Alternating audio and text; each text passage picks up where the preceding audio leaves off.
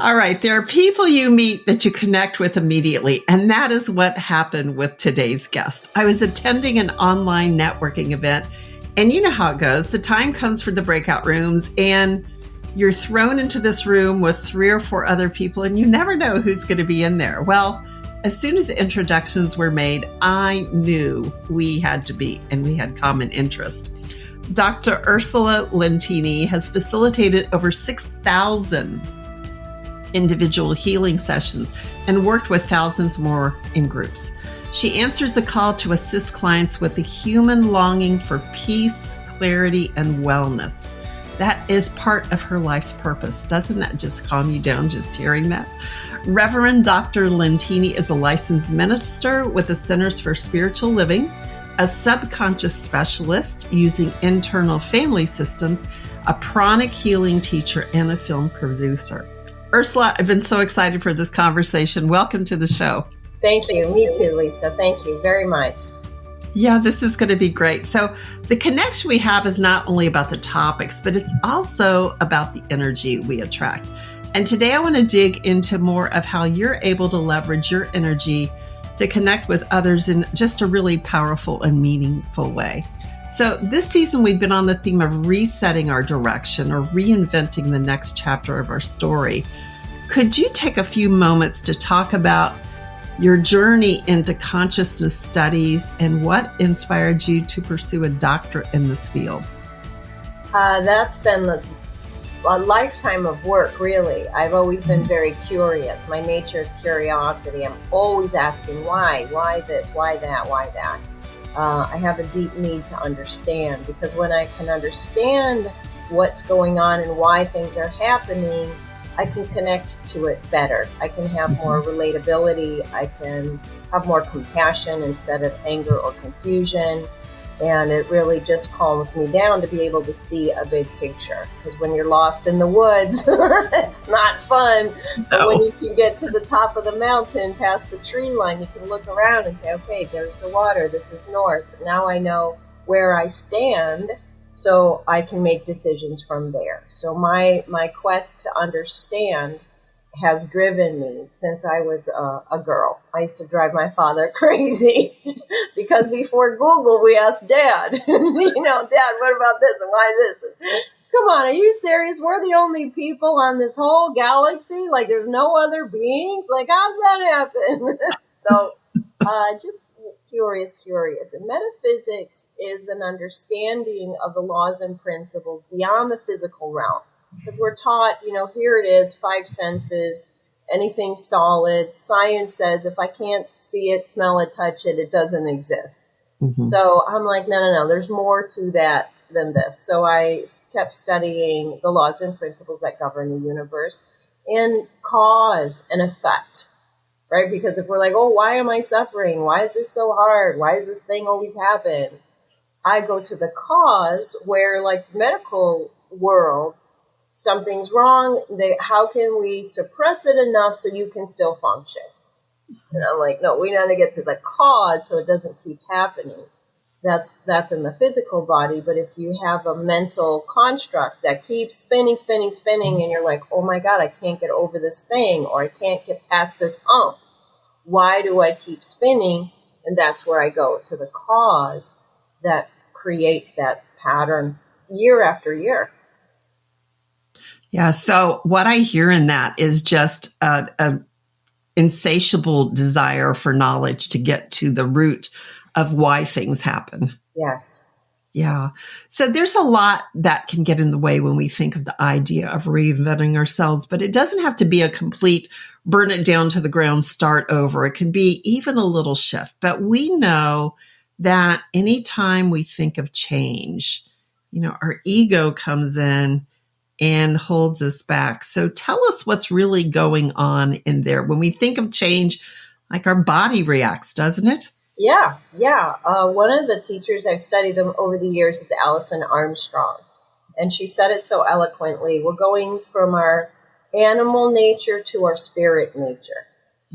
So animal is fear, envy, greed, we're just like a squirrel. You see them. I've never seen a squirrel like, oh, it's what a lovely day we're having.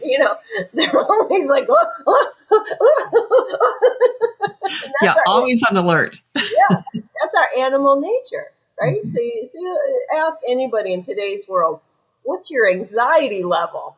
No one says, oh, I don't have anxiety, except for the people who are suffering from depression. And then they're not out in the world anyway, right? So you don't really get to interact with them. But so many people have too much anxiety going on that we can't process what's happening. Because in today's day, there is so much coming at us as far as marketing and information and all the technology and the media that our brain cannot process it. We've accelerated the information so fast. And we're animal nature. So evolution has happened slowly over time. Mm-hmm. And we think, what's the matter with me? How come I can't adapt right now? And how come I can't move? Because things are moving so much faster than they've ever moved in our human history. Mm-hmm. So we have to have compassion to say, okay, it's not me. This is going on too much for me, and I need to be able to monitor myself.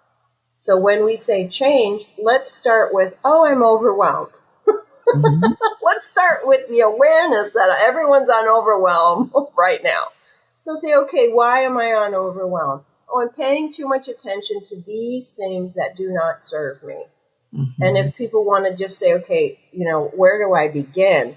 Do a time chart of how we're spending our day, right? How much sleep are we getting?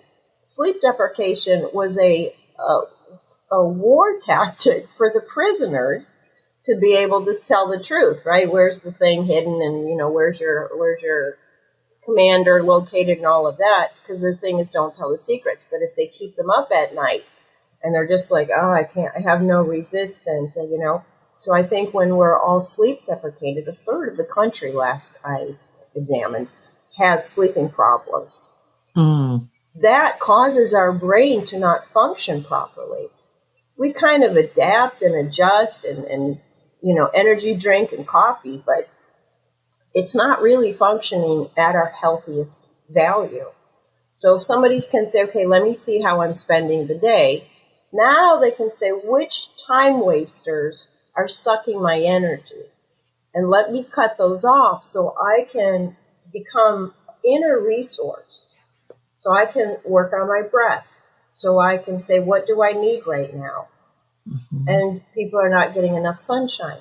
You see, you can study everything in detail, but it always comes back to the basics.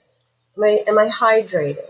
Because even when the brain is not hydrated, there's like skipping. Mm-hmm. We skip. So if we're looking at a line, we don't see the whole line because the brain's like, look, I only got so much capacity, so I'm going to give you this bit, and this bit, and you can figure it out. But we're short-circuiting our whole world, our internal world, because of the external world is too aggressive on our brain. Mm-hmm. So forget our emotional body, right? Because if the brain can't process, we can't sit with our emotions and be like, you know what? I'm stressed out. I'm freaking out. I'm scared. Mm-hmm. I feel alone. I feel unsupported. If we could get real and say these things with ourselves, then we can be like, okay, well, no wonder. No wonder I'm snapping at the kids. No wonder I'm doing like this. No wonder I can't, sit down and write a piece of paper, the resume or whatever. So change, even though it's constant, our animal nature doesn't really like it, because the animal part of our brain, our reptilian brain, it says, oh, things are safe in this moment right now. I don't want to risk my safety. Yes. But when I say about all this evaluation, things are not safe. If we're not getting enough water, if we're not getting enough sleep, if we're not getting enough sunshine, if we're stressing out because of all of the input that we're trying to process.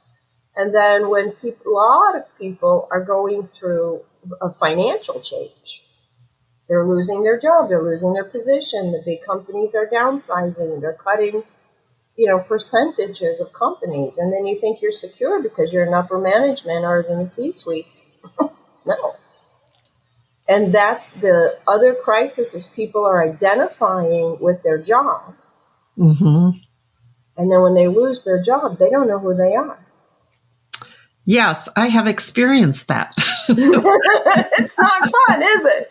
It is not fun. You wake up one day and it's like, I landed here. What am I doing? Who is this person I'm looking at in the mirror? But Ursula, I want to go back to something that I think a lot of people just skim over because we breathe without thinking, right? And we just go through our day. Yes, we hydrate ourselves some. Sleep, we eventually fall into bed, and whether we sleep or sleep well. But we have to look at that as like our bodies are a machine, right? Our bodies are a machine. And if we're not putting the proper fuel into it, if we're not taking care of it, then it's not going to operate at optimal capacity. Plus this overwhelm of all this information. The media is not stupid. They know how to push our buttons and what to do to trigger us. Social media, people are addicted to their phones and the dopamine of getting another like on a post or something like that. So the outside forces coming in know what they're doing, and we have the power to take care of our bodies. But what I love about everything you said is recognizing what's happening and naming it. And when we name it, we start to take away its power. That's right. Yeah, I love that. I love that. Because even think of an abusive couple, right? Mm-hmm. Women abuse men too. It's only not just the men. Men will do it physically, but women will do it mentally and emotionally, and they will just crash their mm-hmm. husbands. Where when you see a couple and the guy's like, yes, dear, yes, dear, yes, dear. Mm-hmm. I just want to cry and shake him and say, you don't have to live like this. And they're like, no, you don't understand. And it's when we can start standing up for ourselves. There's an old movie, I don't even know the name of it, something about network. And the man throws a window up and he's like, I'm not going to take it anymore. You know the one I'm talking about? I know which one, but I don't remember the name. Yes. It's that time for us mm-hmm. in this world that we're living in, because we have become complacent. We've given over our power. Just even look at the terms and conditions, any little app you want. They're like, yeah, we're going to go in your email and write emails and delete it. No, is that okay? And we're like, yeah, whatever. So we've given our authority, our personal autonomy. We've just given it away. We've been complacent, and like you said. They know, like they're just taking little bites of us away, and we're like, whatever. But when we've had it, when we've had enough, or we've been pushed against the wall, right? We lost our job and we're like, no one's taking care of me now. Who's going to take care of me? We have to take care of ourselves. Yes. Even in Christianity, they say the second coming of Jesus Christ. I believe that us awakening that God lives inside of us and we have our own Christ consciousness. If you study the biology, our body is so amazing. Mm. The design, the speed of our circulation, right? Our blood circulation, the brain power. If we could tap in the atoms, right? The atom bomb was just a few atoms and look what it did. Mm-hmm. Do you know how many atoms we have? We have 30 trillion cells, and atoms are...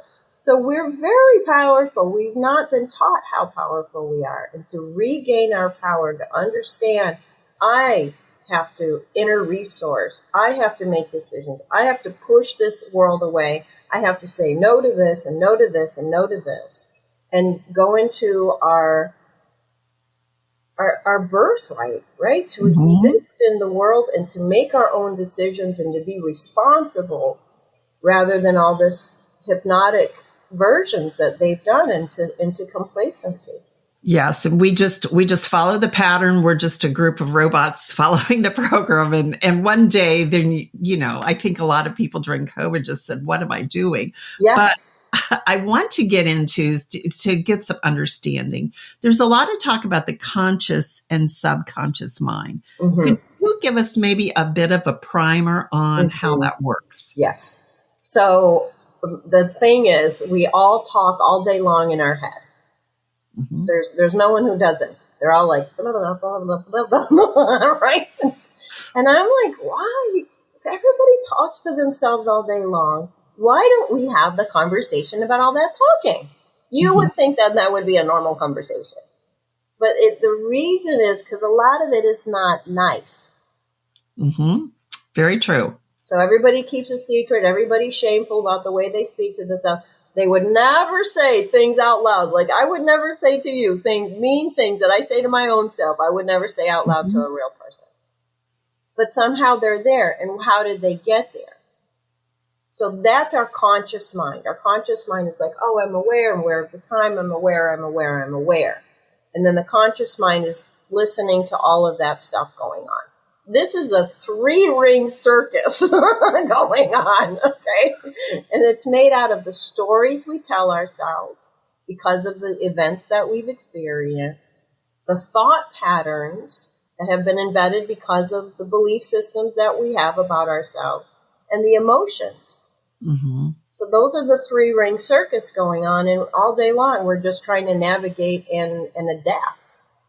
The subconscious is where our dream state is, where our prayer state is, where people go into hypnosis. So the subconscious, the brainwave states, where this ego, this is all ego stuff, the ego can't really get its fingers in there because it doesn't make sense. And the ego has to put everything in a place. It's just like when you're in a dream, in dream state, that's reality. You're like, oh, I'm flying on the back of an elephant. Okay, whatever. It's real at the time. In our subconscious, if you think the machine, you mentioned the machine, you think of our subconscious as the hard drive. Mm-hmm. We're born and we go through life and we're looking. You see the babies. They're like, what's going on here? What's going on here? Oh, hi, what's going on here? What's going on here? And life is rough, right? So you're crying. Nobody's coming because the latest craze is let them cry. Right? So we've been told. And then we feel hurt. They're like, oh, they're just a baby. No, you're a fresh human being. And you're like, how come they're not, why do they treat me like this? And then if we live in an abusive household or a neglectful household, we're like, why are they treating me like this? Why are they treating me like this? Because we're not good enough. Is the conclusion that we make at 3 and 4 years old. Yes. So then we just are like, okay, well, I'll just keep quiet and I'll just do this and now we're 50, 60, 70 years old and we're like, well, I'll just keep quiet. I'll just do this. Because we haven't broken that tape, that belief system, that embedded thing in our hard drive that creates these programs. Addiction, depression, anxiety, control, overworking, all of those are responses to our emotional state. Emotions drive behavior. So if we don't like our behavior, we have to look at what program is being run deep down inside.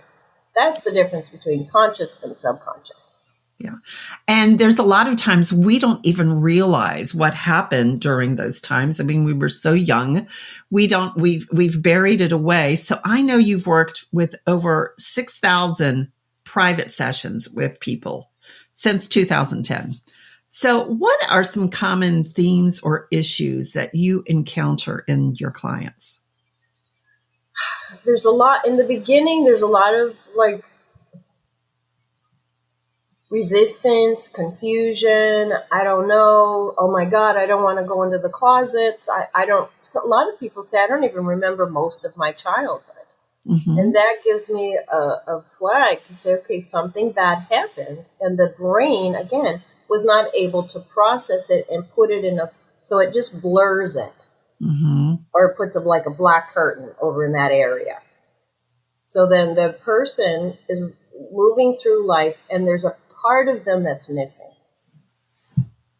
And they just don't know themselves very well. So when we go back, then we do a session and they're like, oh, I feel lighter. I feel better. I feel like 20 pounds just got lifted off my back. Oh, sometimes people's voice change or their face changes. Like the stress just starts leaving.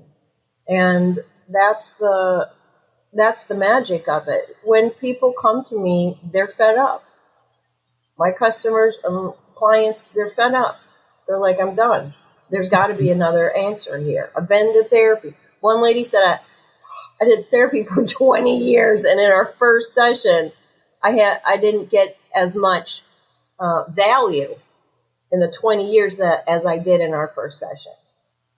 It's things like that. We're just breaking these constructs and going into our heart space and getting to know ourselves and love ourselves. I mean, I know it's mushy, right? But everybody's a human being and everybody has emotions. And if we're not feeling valued and loved and heard and seen, it's a problem. And we're just adapting because of that problem. It's like when they talk about dreams and they have a repeat dream and somebody's chasing them.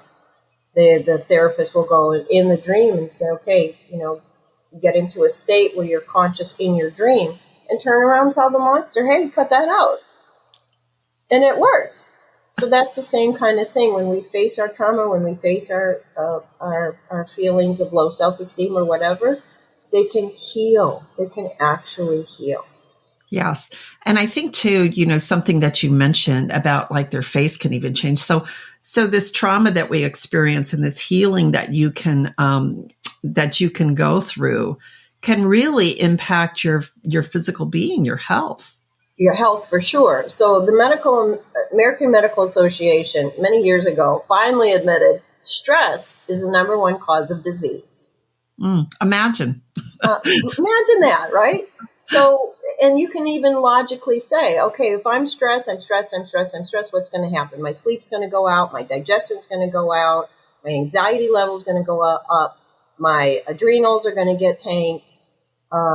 Indigestion, constipation, right? So you can see the breakdown of the body is going to happen. So a chronic condition is stress related. When people come to me with issues, I say, when did that start? What was happening in your life? There's always a story. So it's called somatic, where the body keeps the score.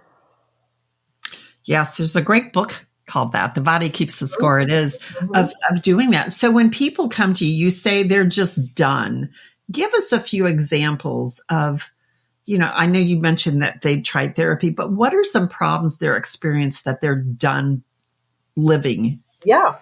Lately, more and more corporate people are coming to me because of a job transition, or they're worried about a job transition and they want to be proactive. And they're re-identifying themselves. Even people in their 60s are saying, I don't know really who I am. And you can only say that in such a private place, right? Because God forbid you go on an interview. Oh, Mr. So-and-so, see what you're doing. No, what are you doing these days? Well, I'm just figuring out who I am. Right. That's not going to go over well. But when they really sit with themselves, COVID, like you said, has given us a chance to pause and reflect and to say, what's valuable in my life? And when people say, I'm not sure what's valuable in my life, or I've been kicked out of the corporate world, now what do? I have so much wisdom. I have so much knowledge. I care for humanity, and I want to express myself, and I don't even know where to begin. So when we have a solid foundation of our relationship with ourselves, we get more clarity about what our gifts and talents and traits are. And then we want to go out into the world because we have clarity.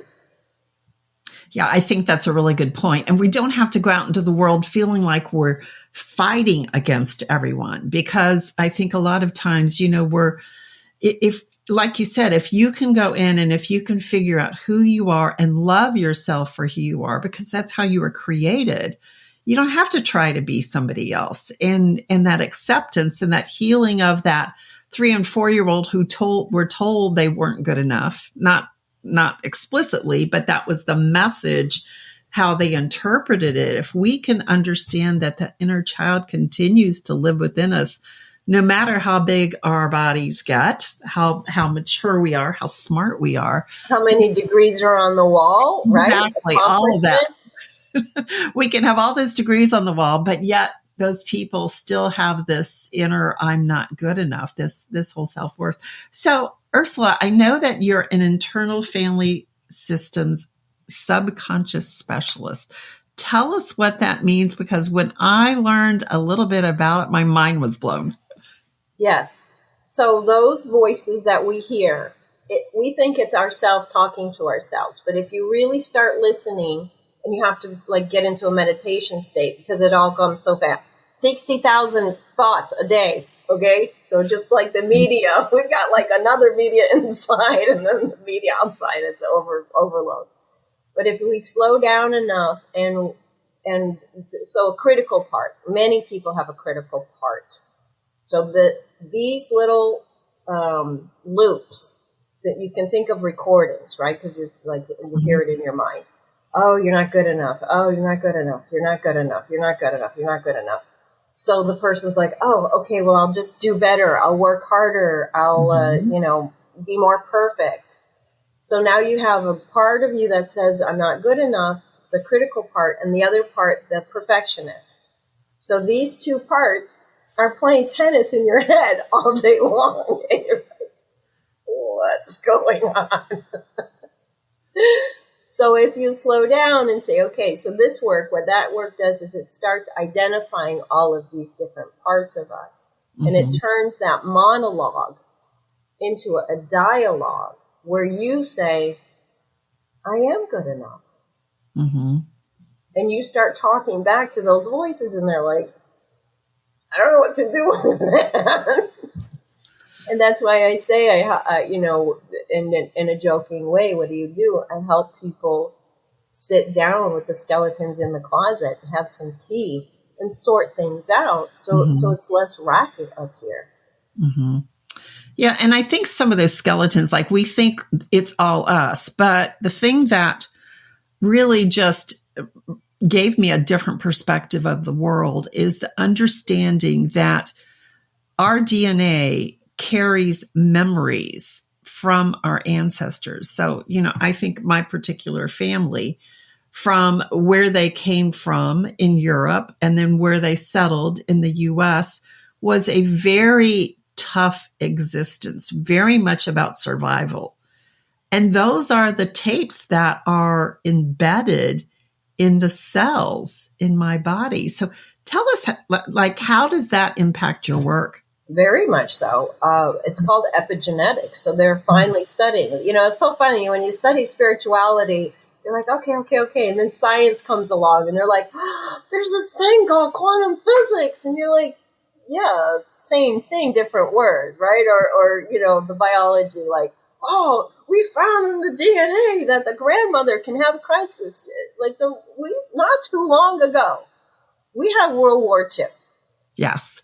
And there's been 3 generations who are like, well, that was a long time ago. These children today, they have no recollection. They're not hearing the stories. Before TV, we heard the family story. Your great-grandfather came over on the Mayflower. Like, please, not again, right? But in the meantime, now the stories have been replaced about who we are. Mm-hmm. So you carry, right, music. Oh, my grandmother, my uncle, my this or that, it carries in our genes. So someone will be very good at music. Someone will be very smart. And they'll, all the teachers in our family, or they've been like, oh, we've been blacksmiths for, 7 generations, and we know exactly what we're doing. So it carries. And the old, conversation, is it nurture or nature? And it's both, right? So if grandma was in the Holocaust, right? And she was in the camps, and somehow she got out, her granddaughter will have that post-traumatic stress disorder thing that grandma had. And they won't even know each other. Mm-hmm. And it's carried. That's epigenetics. So for sure, why is that 3-4-year-old neglected? Because the parents were neglected, and that's how they've always done it. And that's how I was raised. I don't know any different. I'm going to read a book or two, but unless I'm supported in making different decisions from the way I was raised, I'm going to just do the exact same thing because it's natural and normal and familiar. Mm-hmm. So if we grew up in a household that was a lot of chaos, what is familiar is family, and family equals love. So as a kid, we're like, oh my God, I'm never going to be like this. This is too much. You go out in the world and you're like, oh, okay, peace and quiet. Oh, this is nice. And sure enough, you're going to get involved in a work environment or relationships that are chaotic because it's familiar and you're just naturally drawn to that. And those are the patterns. Generations. Yeah, that you don't even realize you're carrying. And I've even heard of like people, they might have a fear of heights and they don't know why, right? Mm-hmm. Fire. And then you find out, oh yeah, there was the village. Or just fears, any kind of fears that don't seem logical. They're embedded. Yeah. So when we look at this, can you give us maybe a success story of, I know privacy is really important, but a success story of a type of client you might have worked with that you were able to help transform their beliefs in their lives? I mean, how many can I tell? My favorite one to tell is, and she's given me complete permission, because why it's favorite is because there's a measurement in there, right? The human body we need to measure. If it can't measure, it's not real. Okay, whatever. But this one, a lady came to me and she was a teacher and very stressed out at school, and she was diagnosed with cancer. And she's like, I want to do everything I can possibly do. So she was doing the treatments and so on, and then we were starting to work. Then the doctor said, oh, sorry, this cancer that you have is a very, very rare cancer, and we already know our stuff doesn't work for this. So we're doing this experimental drug, like they always experiment on you. Yes. But calculations, there's only like a 3% chance it'll work. Do you want to try it? It's like, okay. So she's like, look, I'm not going to depend on that. We need to just do everything we can possibly do because, that's not the, and I really want to live and I know I'm going to beat this cancer. So she had a knowingness, right? So see that internal resourcing? She knew. So we dug in there and we dug in and she confronted her mother and she addressed some things. She set some boundaries. She had conversations with her sisters.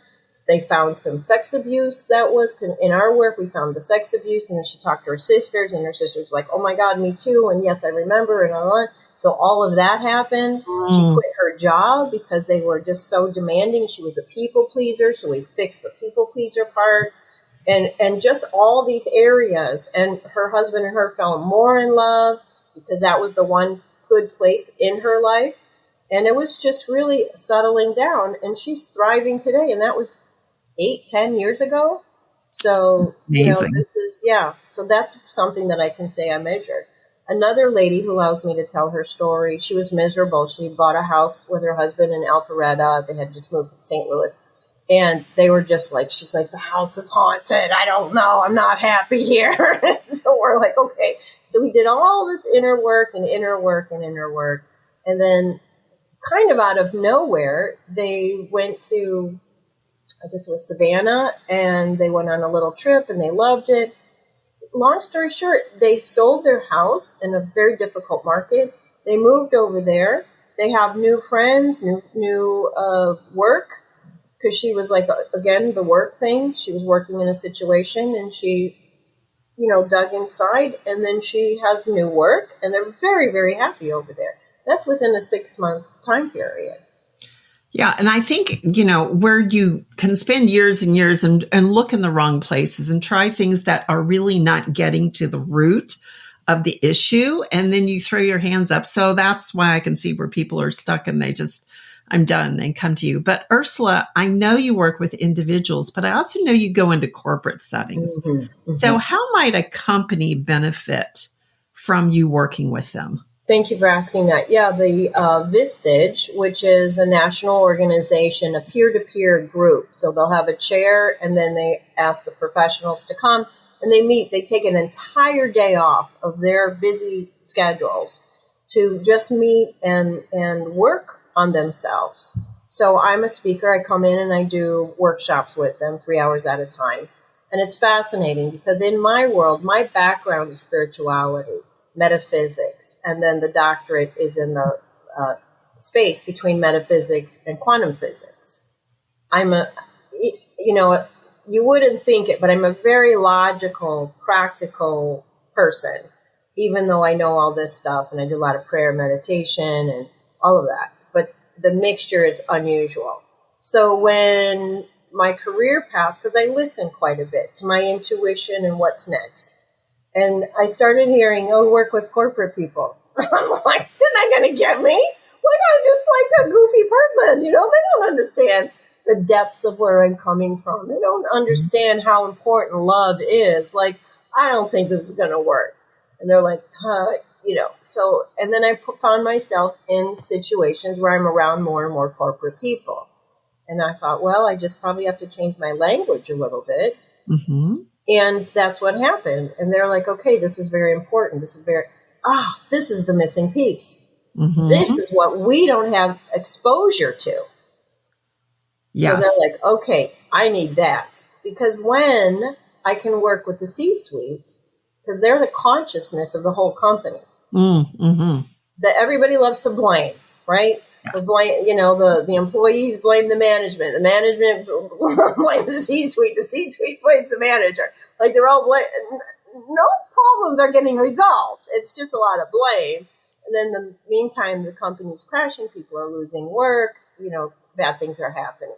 But if the corporation heads, the top, the owner and the C-suites can start changing their understanding comprehension of how to do business, because we're moving from a culture where it's a top down and we're moving into a parallel culture.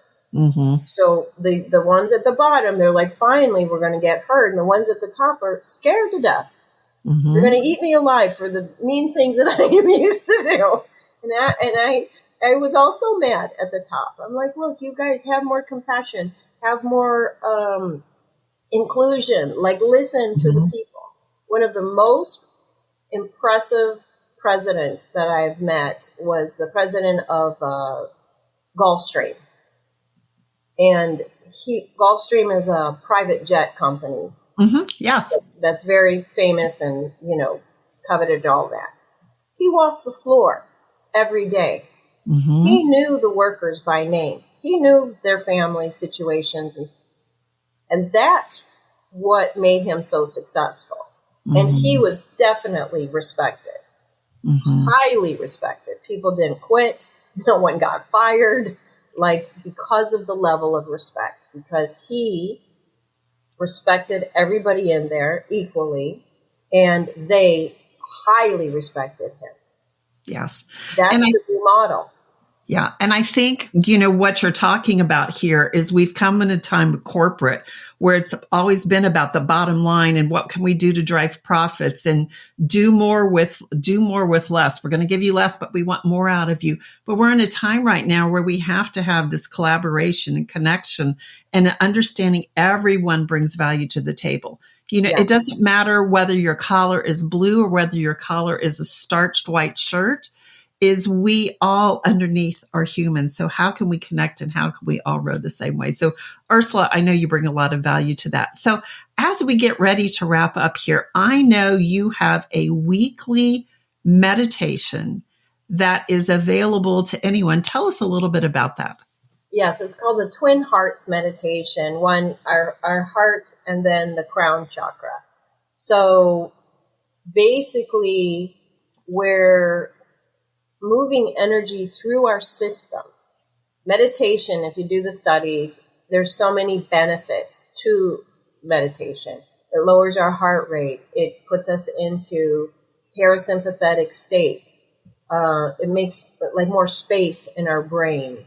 In this meditation, Master Choka Sui, who created this meditation, it's a guided meditation. People think meditation, silent meditation, 5 minutes. Hardest meditation to do. And then they fail, of course, in the first 3 seconds. Don't do silent meditation as a beginner. That's an advanced version. guided meditation will help because it works with this monkey mind, right?